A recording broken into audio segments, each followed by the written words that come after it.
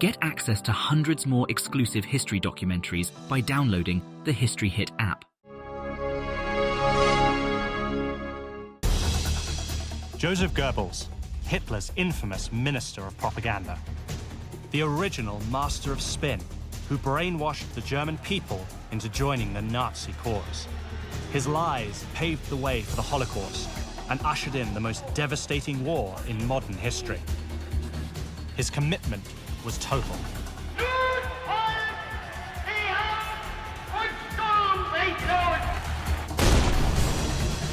To murder your 6 children, it requires devotion that becomes evil in itself.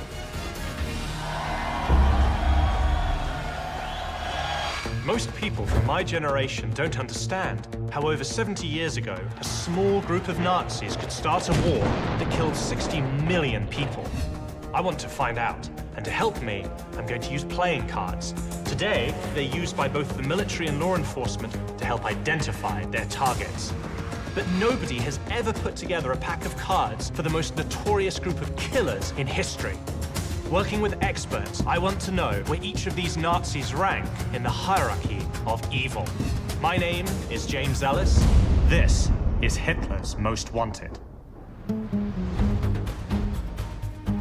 I think the thing about the Goebbels to me that's so ironic that he's this key figure in the regime, but he's this short guy.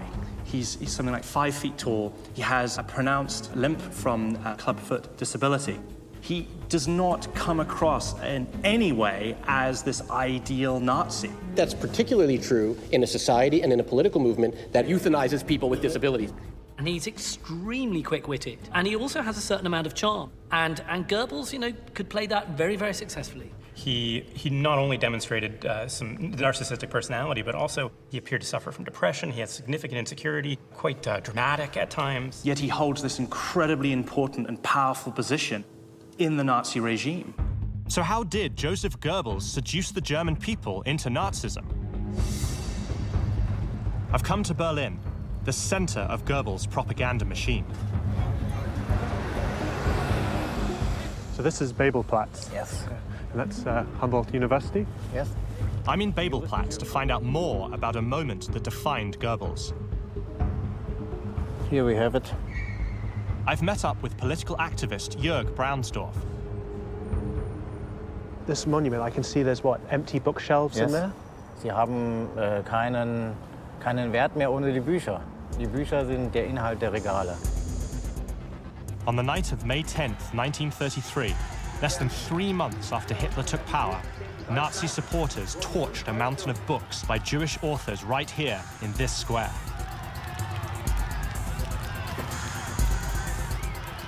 Die Aktion wurde insbesondere organisiert von dem Nationalsozialistischen Hochschulbund. Gegen Mitternacht kam Goebbels und hielt dann noch eine Rede, eine Propagandarede. Das Zeitalter eines überspitzten jüdischen Intellektualismus ist nun zu Ende. Der Durchbruch der deutschen Revolution hat auf dem deutschen Weg wieder die Gasse freigemacht. Die LKWs mit ca. 25.000 Büchern wurden hier zu dem, damals hieß er noch Opernplatz. So they burnt 25,000 volumes of books right here? Circa, yes. And I understand there was something like 40,000 people gathered in this square. Diese mitternächtige Stunde, den Ungeist der Vergangenheit, den Flammen anzuvertrauen. Das ist eine starke, große und symbolische Handlung. The book burnings, these were conceived of as a cleansing and a purification by fire. So it really was a ritual in the service of Nazi ideology. Goebbels and the Nazis used spectacle and pageantry and iconography to absolutely dazzling effect. The massive swastika banners, the fires, the nighttime marching, it is visually so impressive. With his incendiary speech, Josef Goebbels put a government seal of approval on this racist act. He ordered the film of the event to be played in cinemas across the country. His goal was to turn the nation against the Jews. Propaganda is simply selling a political message. and trying to sell it really hard so that people are going to buy it. Now, you know, the harder the thing you're trying to sell, the better the propaganda's got to be. Buy us, the Nazi Party, and we will make the economy better. Buy us, the Nazi Party, and we will get rid of the Jews. But who was Hitler's Minister of Propaganda? In 1924, Josef Goebbels was a 27-year-old PhD and failed author, working at dead-end jobs just to get by. Germany's economy was a mess. Like many, Goebbels was looking for inspiration and someone to blame for his problems. Goebbels was stuck. He was depressed. He didn't see any prospects. And he became entranced with the person of Adolf Hitler. He began reading anti-Semitic tracts. He began buying into anti-Semitic conspiracy theories. Discover the past with exclusive military history documentaries and ad-free podcasts presented by world-renowned historians, all on History Hit. Watch them on your smart TV or on the go with your mobile device. Download the app now to watch everything, from the gripping story of the Band of Brothers to Operation Barbarossa and D-Day. Immerse yourself in the dramatic stories of this remarkable era by signing up via the link in the description. He began thinking of himself as somebody who was loyal to the idea of the folk or the race, and he saw Adolf Hitler almost as a religious savior. He wrote, "We need a firm hand in Germany. Throw out the Jews who refuse to become real Germans. Give them a good beating too. Germany is yearning for an individual, a man, as the earth yearns for rain in the summer." Goebbels realizes that Hitler is the one. He's going to be the one who's going to solve Germany's problems. He's frankly captivated by Hitler, and as a result, he joins the Nazi Party. You know, he's there pretty near the beginning. Goebbels was an intellectual and proved to be a skilled speechwriter and powerful public speaker. Hitler quickly recognized him as a valuable ally. In 1926, he sent Goebbels to Berlin to spearhead the Nazi cause there. Goebbels, you know, is good at stage managing his own appearances. Hitler does the same thing. You know, like all good public speakers, they have an instinctive feel for their audience, but they also have that kind of narcissism that drives that type of figure on. He starts to peddle propaganda. You know, he gets those leaflets printed. He starts mounting an information war. Now, who's Goebbels targeting with his information war? Well, it's the same old enemies. It's the communists and the Jews. It was the beginning of an unprecedented campaign of hate that would soon engulf Germany and the world.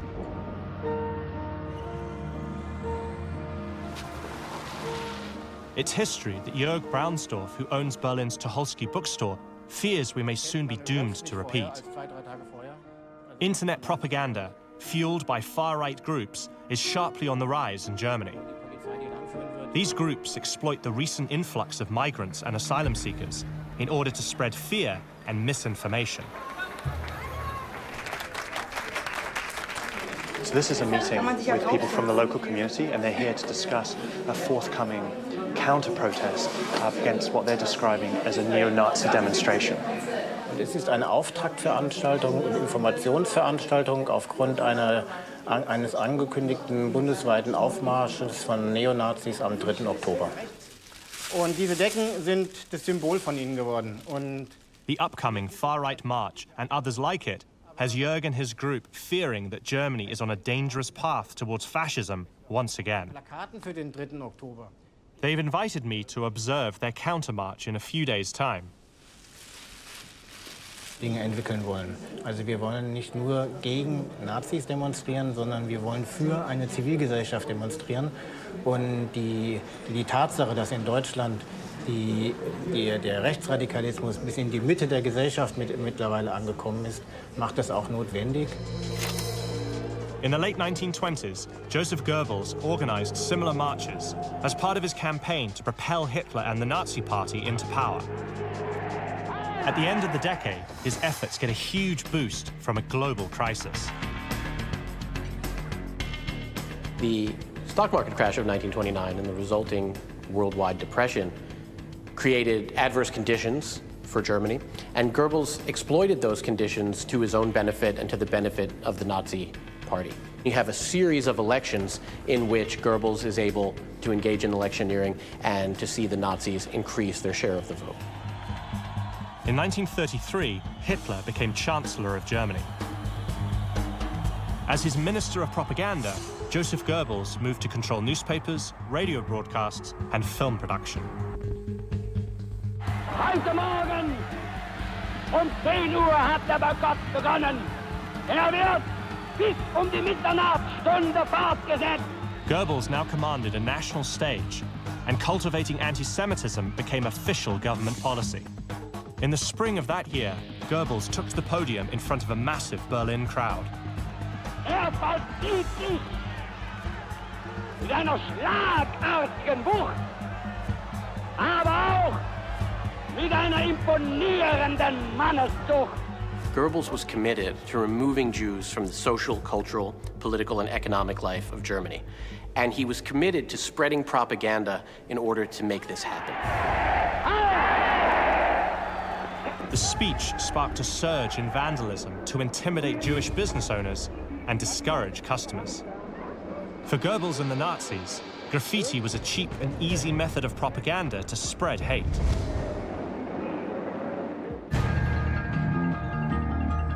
And it's making a comeback. We're going to the playground where the first swastika in our neighborhood was painted. In a children's playground? Yes. On my journey to find out where Josef Goebbels ranks in Hitler's hierarchy of evil, I've met up with artist Ibo Amari. But graffiti, as you can see in Berlin, is all around us. Yes. Nazi graffiti is on the rise in Germany, just as it was in the early years of Goebbels' rise to power. So where are you taking me now? We're going to the playground where the first swastika in our neighborhood was painted. And as you can see, it's a quite busy playground, a lot of kids, a lot of families. Same here, you can see. Graffiti everywhere. Yeah, everywhere. Ibo is on a mission to find Berlin's Nazi graffiti and paint over it. The project started right here in this predominantly immigrant neighborhood. It was there, actually. You can see the black border, parts of the black outline. Here. Here. So it was quite big, as you can see. Yeah. So when did this happen? When was the swastika placed here? This was 2 years ago. 2 years ago? Yes. And had you seen anything like that before in this area? No. Like the last swastika, I personally, it's over 25 years. 25 years? Yes. I just can't believe the size of it. You said it's like 1.5 meters by 1 meter, and it's in a children's playground. Yes. Like children, and like there's kids playing here right now, Yes. and there are apartment. Yes. Please So look he over risked it. to get caught, and he took a lot of risk to spread his hateful message. According to Ibo, the swastika's sudden reappearance here was no coincidence. The top 2 leading books that week when this swastika was painted were from a guy called Sarrazin. He tries to connect genetics with your intelligence. Yep. And a racist. And the second place was the corrected version of Mein Kampf, the book from Adolf Hitler. And that's across Germany? Or? Across Germany, yes. So the most popular book was essentially a racist book, Yes. and the second most popular From Adolf is Hitler. Mein Kampf. Yes. It was the start of a disturbing trend. Since then, Ibo has painted over scores of swastikas and other Nazi symbols. If you see them and just think there's just one idiot, but out of one idiot, there's 2 and 4 and 8, and all of a sudden they have a party and get voted. It's an eerie reminder of what happened here in the 1930s. Goebbels' barrage of propaganda over multiple platforms spread the word of fascism across the country. Nazi ideology became inescapable. But there was one medium that obsessed him more than any other. Film. Propaganda meant the use of images and mass media to spread ideas. And Goebbels was a master of that, and also the nascent medium of film.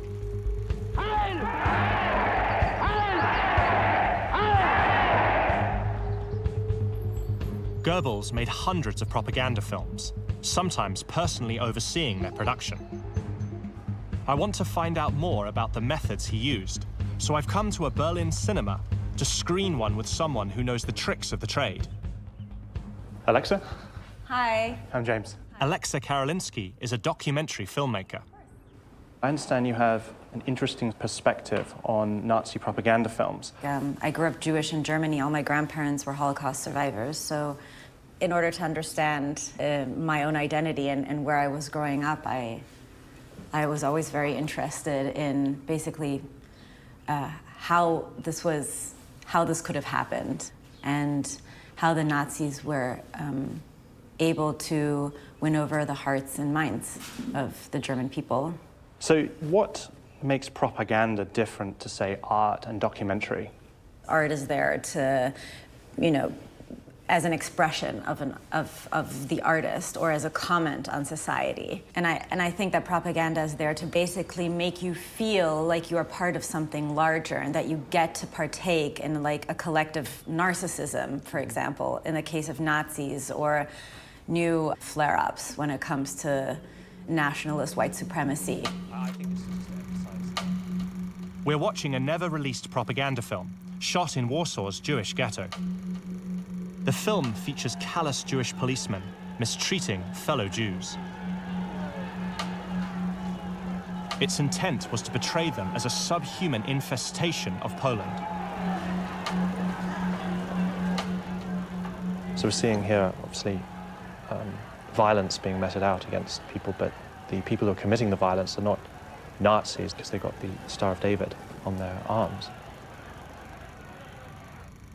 This kid here. It's the same boy getting up twice in different shots. It's, yeah, the same kid. I mean, I wonder if this whole thing was staged. Everybody's wearing these gray and dark coats, and he has this like crisp, cream-colored or white trench coat, and he really pops in the crowd. That's some smart styling and art direction. This is just the kind of visual trickery Josef Goebbels became a master of.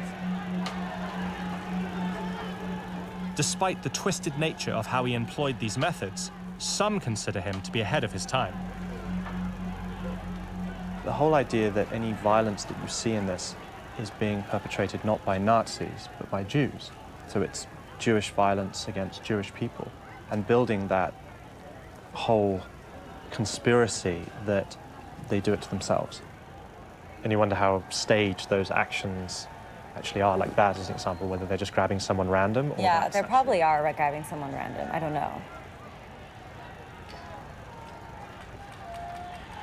Although that woman's reaction makes you wonder. No, that was real. That was for sure real. That was real. I mean, it's real in the sense that there are real people on the street and they're like, run, just run. Yeah. Go run. Today, even a modestly trained eye could spot Goebbels' filming tricks.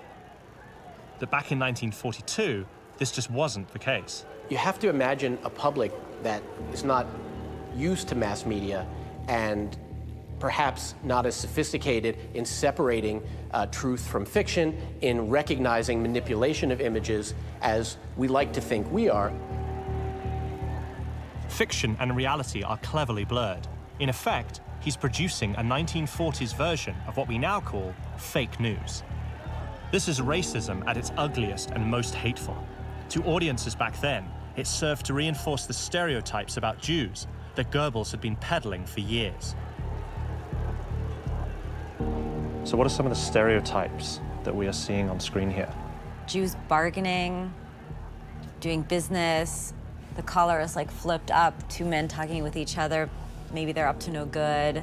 Also in the propaganda footage and all this footage, you usually see Jews as kind of like sheepish, like just following and walking and sad and hungry. You rarely see them defending themselves. Yeah.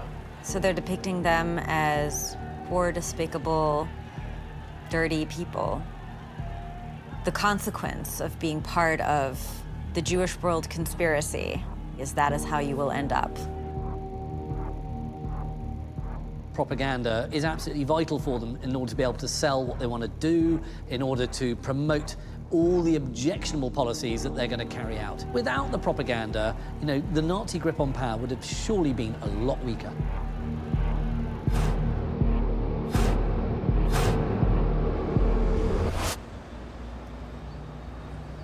Dissecting Goebbels' cinematic technique was a deeply disturbing experience. But now I'm about to see firsthand what happens when people believe far-right propaganda and act on it.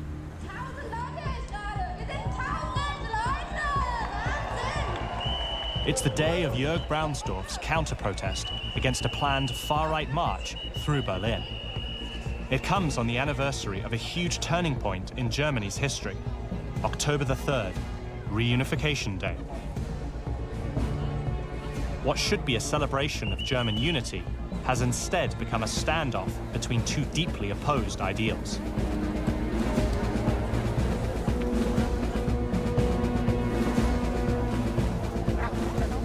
Und heute sind die Feierlichkeiten zum Tag der deutschen Einheit. Leider wollen einige Leute, die sich hier bewegen in Berlin, mit denen wir gar nicht zusammen feiern wollen. We're in a cordoned-off area. There are hundreds of people here. I'm being told there might be up to 1,000 far-right marches going through the city at some point, and they will be confronted by these people here.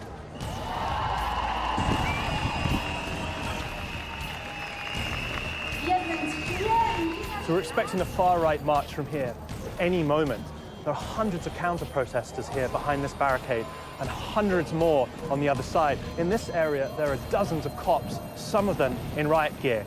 It is so tense right now.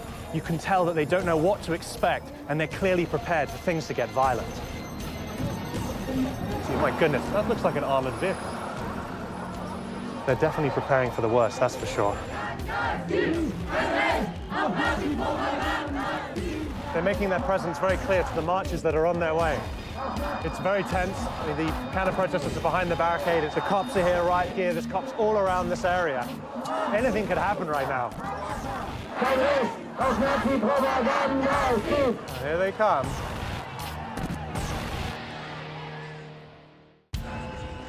I'm in Berlin on a mission to find out where Nazi propaganda minister Josef Goebbels ranks in Hitler's hierarchy of evil. Right now, a far-right march, fueled by the same kind of hate propaganda Goebbels produced during the Nazi era, is heading straight for me.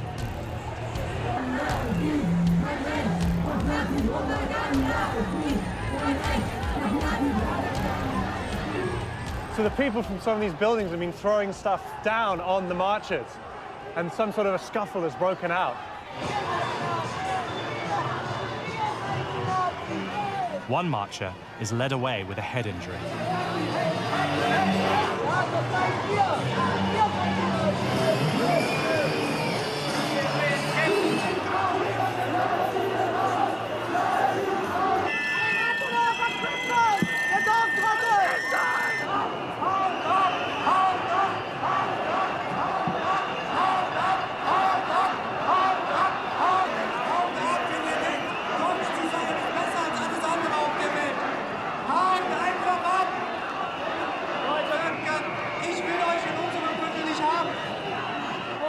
It's so strange to be in the middle of this, to think this is Berlin 2018.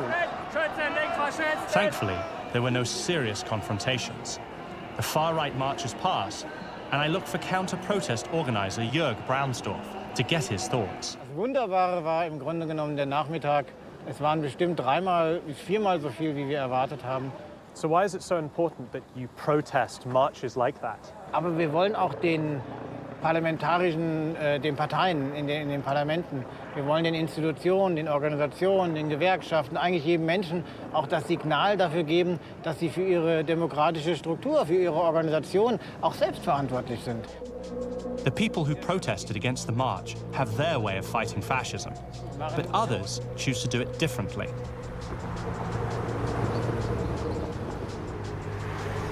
Not far away, graffiti artist Ibo Amari is teaching today's young Berliners some visual trickery of his own.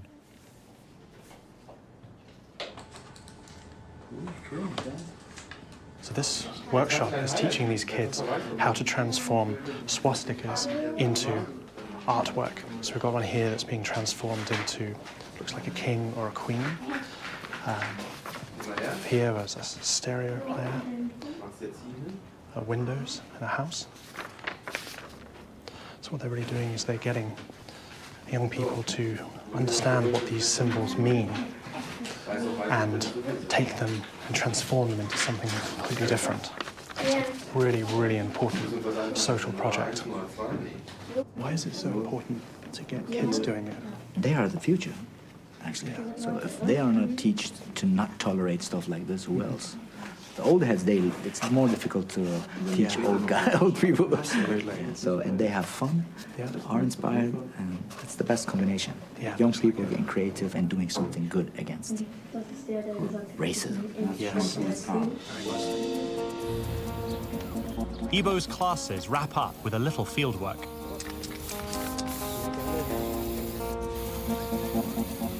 By each stroke, he's reducing hate, actually. So the more he paints, the less hateful the message gets. And when he's done, that you can see what it was before.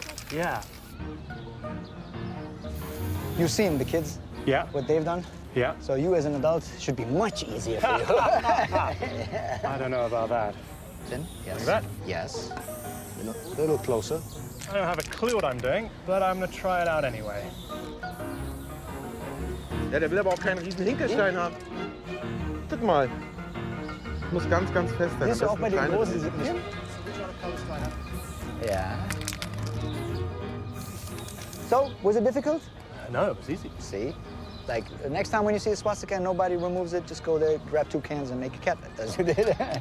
Kannst du das nachmalen? Vielleicht? Wollen wir es probieren? She just said she can draw better than you. Oh, I'm sure she can. That's because you've gone to his workshop. Yeah, das kann auch sein, yeah. I just love how you do this. Like, you transform something that's so horrible, but you're sending a message because, say, someone had, whoever put that swastika there originally comes by, then they suddenly like, oh my God, like, what happened to my swastika? It's now a cat? Like, it's a real, like, you're sticking it to those people. It is an answer, definitely.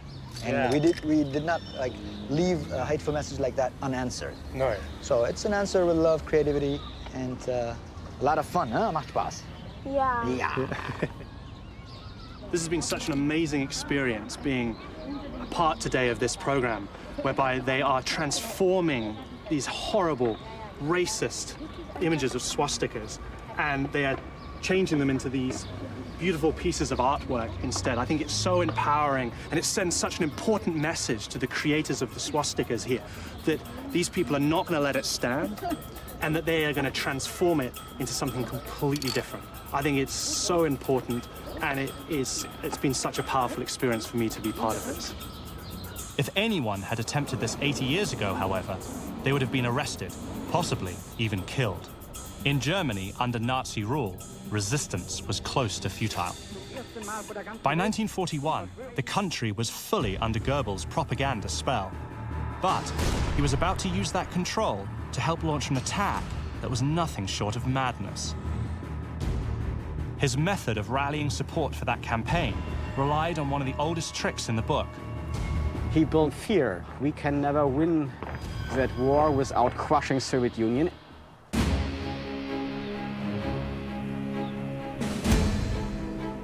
My mission to find out where Josef Goebbels ranks in Hitler's hierarchy of evil brings me to a war memorial in Berlin's Treptower Park, built to honor Soviet soldiers who died in the Battle of Berlin. The Hollywood perception of the Second World War, I feel, is this focus on the American aspect, that America's role in defeating Nazi Germany, accompanied by its Western allies, Britain and Canada. But people forget the brunt of the fighting was carried out by the Soviet Union, and they lost millions of their citizens in the process. And they were the ones that finally conquered the Nazi capital, Berlin. Now that is one hell of a statue. It's huge. Made to be seen. Historian Sebastian Gerhardt is an expert on Germany's war against the Soviets. I can't get over the scale of this place. So what exactly is it? It is a Soviet war memorial prepared shortly already after Second World War, but it came at a high price. Das Reichsministerium für Volksaufklärung und Propaganda Reichsminister Dr. Goebbels verließ die Proklamation des Führers. On June 22nd, 1941, Goebbels took to the airwaves to announce that Hitler had just launched an invasion of the vast Soviet Union, the hated communist enemy that Goebbels had been campaigning against since his first days in the Nazi Party. But the country was massive in both size and population, and this made him uneasy. The Nazi invasion of the Soviet Union in June 1941 represents a real challenge to Goebbels because he doesn't really agree with it. He has his doubts to drive all those tanks and aeroplanes, eastwards into Russia.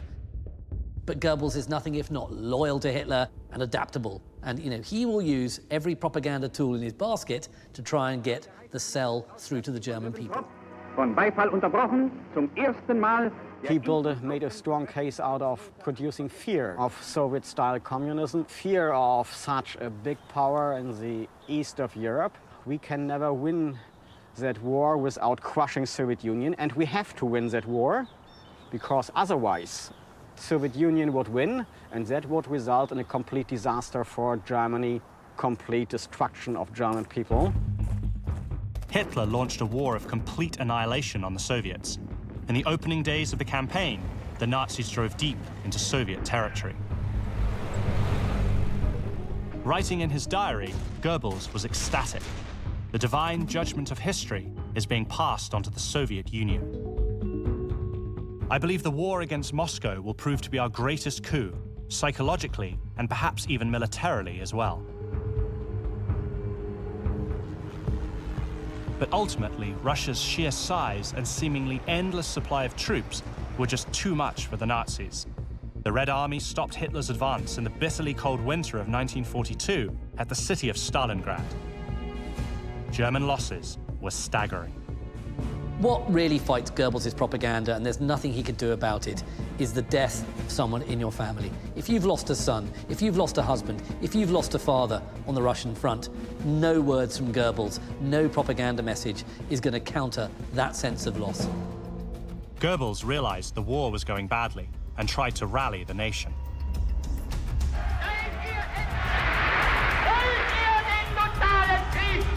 He called for total war against what he called an inferior people.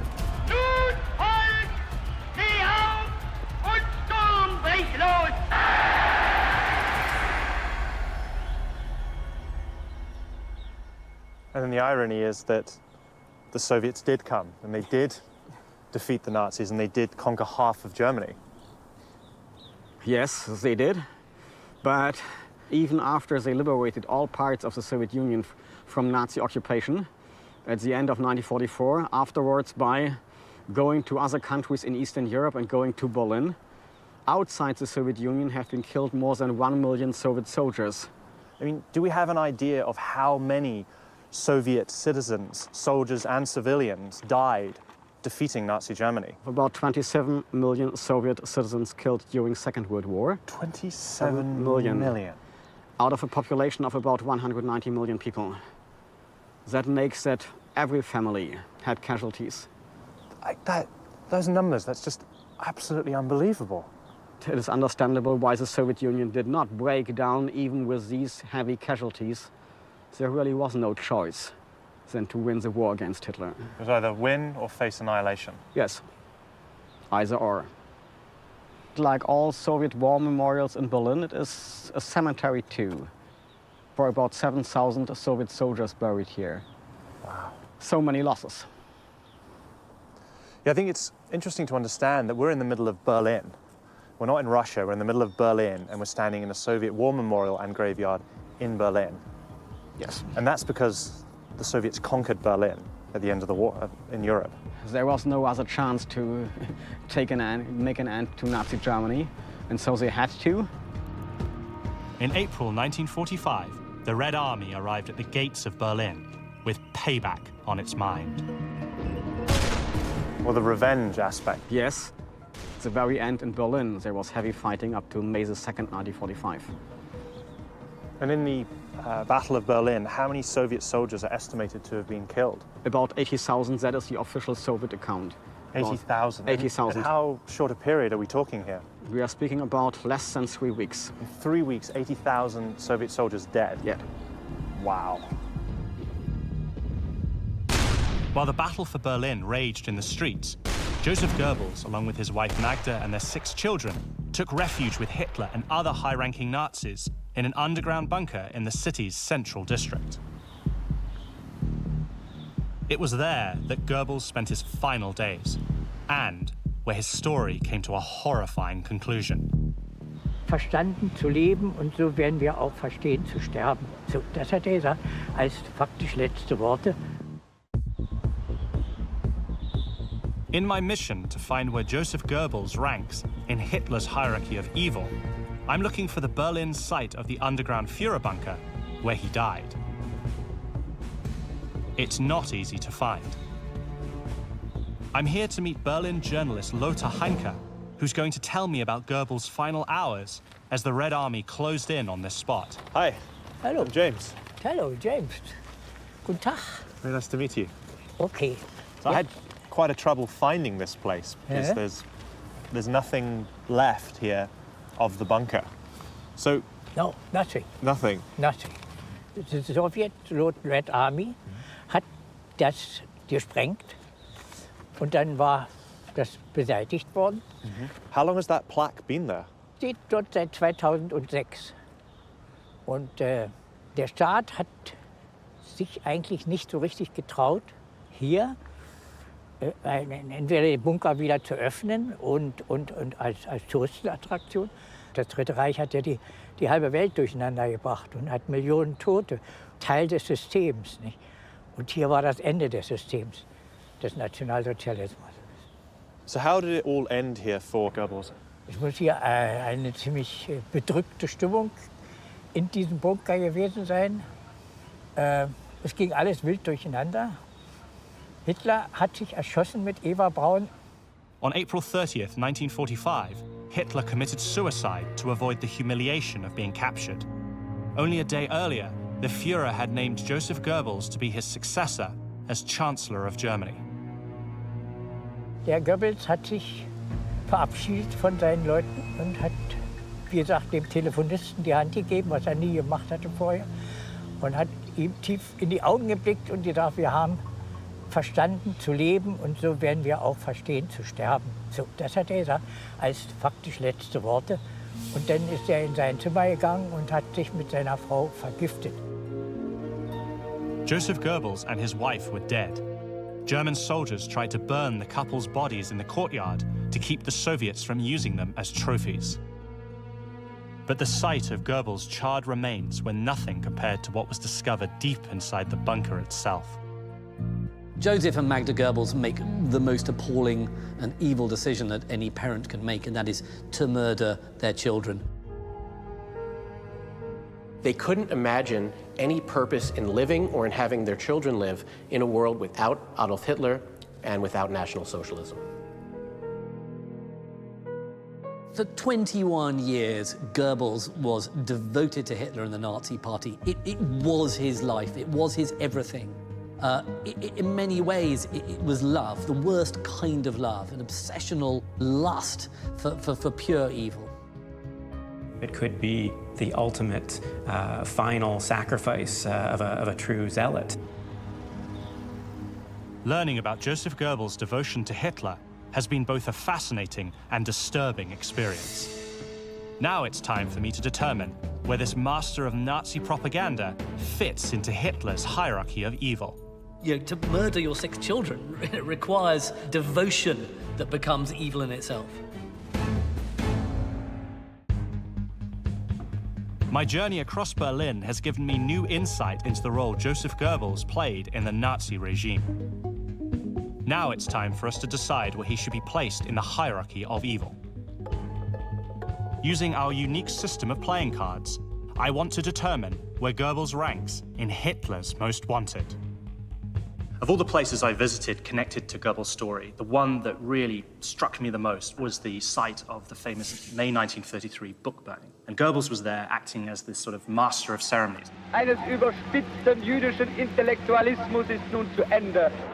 The thing about Goebbels is that he really believed in anti-Semitism. Some of these really senior Nazis, you know, were there. They were anti-Semites for practical reasons in order to get ahead. Goebbels, he really believed in it. I think some people will think that because he was so anti-Semitic that suggests an elevation of evil. Anthony, what influence do you think his message of hatred and violence had on the German masses?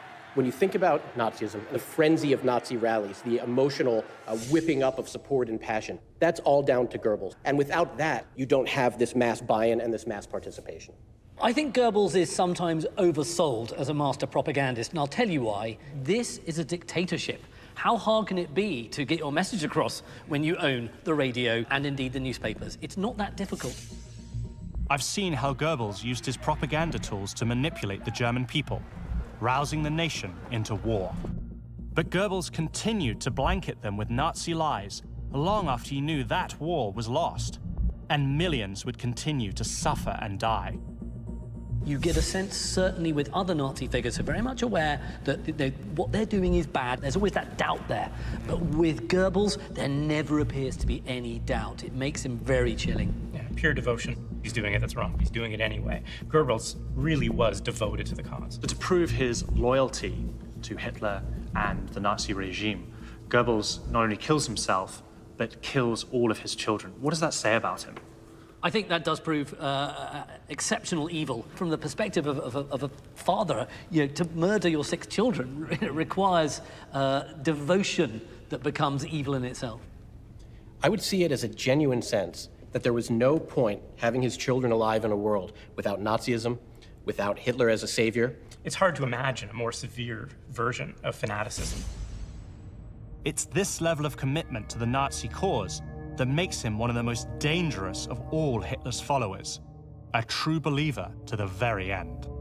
So what I'd like to do now is discuss where the three of you think that Goebbels would rank in the Nazi hierarchy of evil. So Anthony, what are your thoughts first?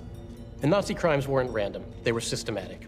And as Minister of Propaganda, as the choreographer of Nazi pageantry, and as a fanatical anti-Semite, Goebbels was central to that system.